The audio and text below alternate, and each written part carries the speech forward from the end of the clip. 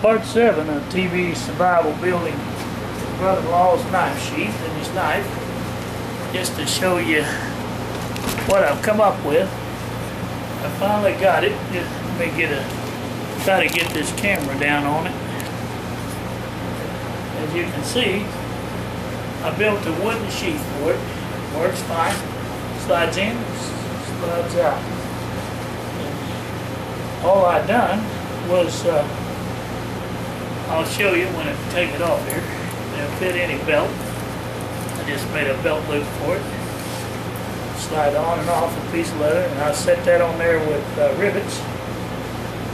And I put wood screws in this to hold the sheath together. It does nothing fancy, but there it is. You know, I can rasp it down to what I want, you know, and cut it going down here on the point if I wanted to. But really, it works fine just like that, like a Bushman's sheath, without cutting that all down. But on the inside, as you can see where I draw this, it all fits in there perfect after I cut the groove out.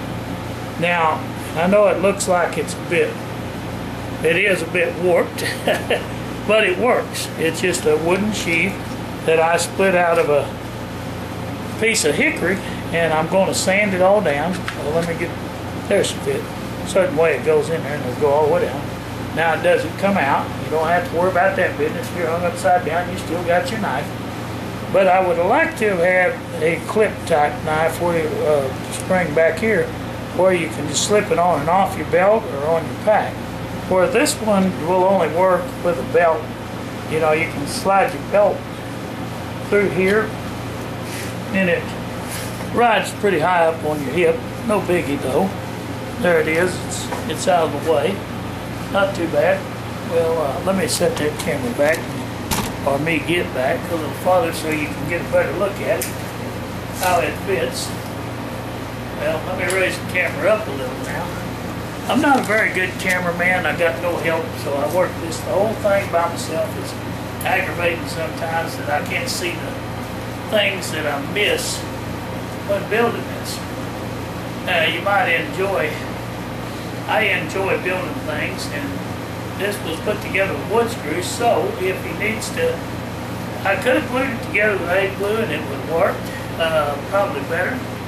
But the only thing is, if he ever went to get it apart, he would just destroy it if he lost his leather strap back here, because he wouldn't have a way to be able to get inside to re-put his new set of rivets in to put a new leather strap on. This way he can take the screws out if he had to, and he can put a new leather strap on if he wanted to.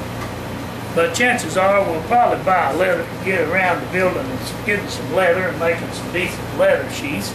But just to show you what you can do with wood and make something to carry your knives with. The Japanese people have built wooden sheaths for their katanas for many years. For their swords and such over there. And you can do it too with a wood chisel, just like I did here earlier, where my wood chisel is. I'm fixing to turn in for the night. I've had me a day, I ain't even eat supper. I've been so busy working on this project for my brother-in-law, and I'm going to build me one of these wooden sheaths too, for right now, because I've got plenty of wood at the moment I do. So I may just make me a wooden sheath just like his, but I'm going to, like I say, I get a belt sander. I'm going to work this down where it really looks sharp. But I've got to get a belt sander for the knife and the sheath to work it down. And then you can take and get oil, the cooking oil. You want to keep, that's the thing about carbon steel, you want to keep them oiled good. Like this right here.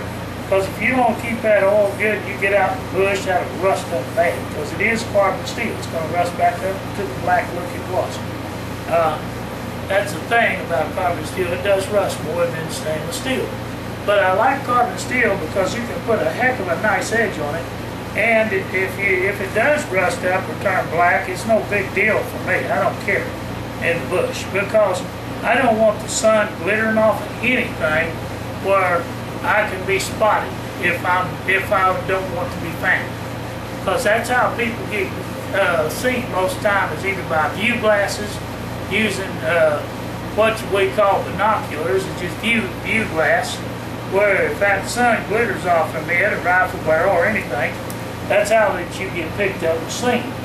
A lot of times, looking especially into the sun, you want to make sure if you're going to use your looking glass that you got shade over you where that the sun is not going to get on those lenses. If it gets on those lenses or your glasses, boom, you've been spotted. You have. You know, you're probably going to not fare too well if you're in the service or in some type of combat situation. And that's the thing about scopes. Scopes will glitter off on light too and give your position away. And that can get you killed also. But scopes are nice, they're good both ways, but you just have to be careful about anything. Even a black barrel gun barrel will glitter. That's why they went to using camouflage so much, because to blend in with the terrain you're in.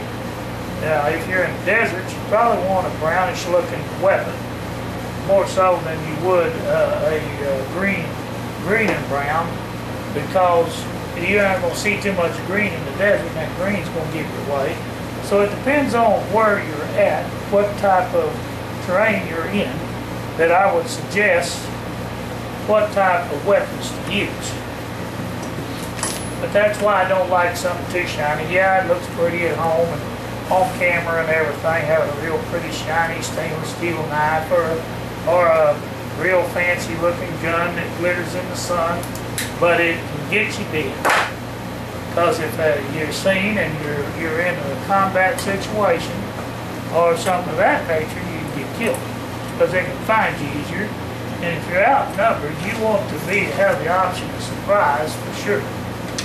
Because if you get in that situation, you can get killed. And we don't never know when the country's going to fall apart. People decide, hey, I'm not going to work, hey, I'm going to steal from the neighbor, or hey, there's no groceries down at the store, what am I going to do now? I'm going to go next door and steal from a neighbor? Doggone, I hope not. Both neighbors will band together and help one another, but I tell you, God, I had a vision once, a long time ago, when God showed me this thing. He showed me how sometimes people are when they get in a panic situation or they're scared or can't get what they want. It's like a bunch of dingo dogs. I'll give you the description of how people are when they're scared and panicking and want the last drop of grub. These dingo dogs out in the desert just licking on the others. And you think, oh, they love each other. They're licking on each other and everything. Oh, do they? Actually, what they're licking on him about is so they can get what they want out of him. So the dog will puke up and they can have the last bite. Now, I'm sorry, I shouldn't have said that on the air, but that's the way I see a lot of people. Not everybody's like that, no. I don't mean to attack good people. I'm just saying that generally that's why they want to be your friend and suddenly suck up to you. More or less. So, in some cases. Not everybody's like that. I didn't mean to insinuate anything of the sort. Don't want to aggravate or hurt anybody's feelings. But I'm just saying, you want to be aware of some people that wants to suddenly be your friend. Maybe they've helped you out of a tight spot, but then you might have needed it. But you want to be careful with dealing with people, including ourselves, we have to police, not just others. Because even I can see it and do wrong. I mean, any of us can. So we have to watch ourselves to be sure the thing God has taught me was that you don't want to put a dark spirit on someone else's heart if you can help it. You know what I'm saying? Like, for instance, if someone comes to you hungry, well, we should feed them if we can. But that don't mean that you're going to let them stay there on you and keep falling in the ditch. Sometimes you have to use tough love and say, look, you know, you have to move on. Find your own, brother.